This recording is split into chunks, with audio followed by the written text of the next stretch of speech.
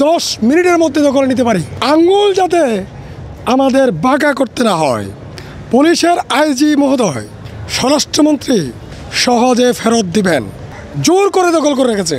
পুলিশের কাছে ঢাকা বিশ্ববিদ্যালয়ের যে সম্পদগুলো রয়েছে জোর করে দখল করে রেখেছে, সেগুলো উদ্ধারে আমি সর্বোচ্চ নেতৃত্ব দেব, সর্বোচ্চ লড়াই করব।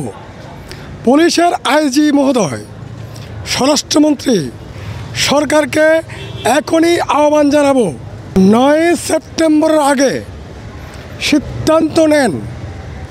ঢাকা বিশ্ববিদ্যালয়ের নীলক্ষেত পুলিশ ফাঁড়ি, আনন্দবাজার পুলিশ ফাঁড়ি, শাহবাগ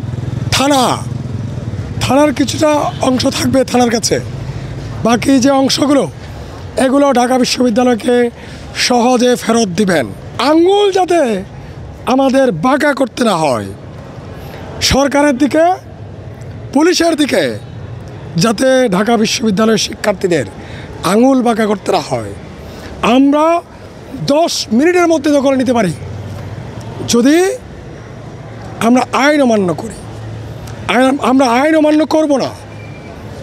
আমরা আলটিমেটাম দিলাম যে 9 সেপ্টেম্বরের আগে ঢাকা বিশ্ববিদ্যালয়কে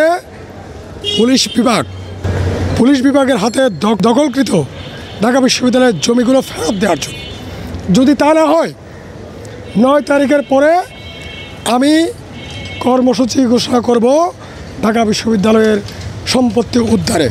শুধু পুলিশের কাছ থেকে নয়, ঢাকা বিশ্ববিদ্যালয়ের যেসব সম্পদ বিভিন্ন জনের হাতে ব্যাহত হয়েছে সব সম্পদ উদ্ধারে ছাত্র গণ আন্দোলন আমি গড়ে তুলব। সকলকে আহ্বান জানাচ্ছি, শিক্ষার্থীদেরকে সবাই সচেতন হন। আপনার সম্পদ আপনার অধিকার, সেখানে পুলিশের কোনো অধিকার নাই, দখলদারদের কোনো অধিকার নাই।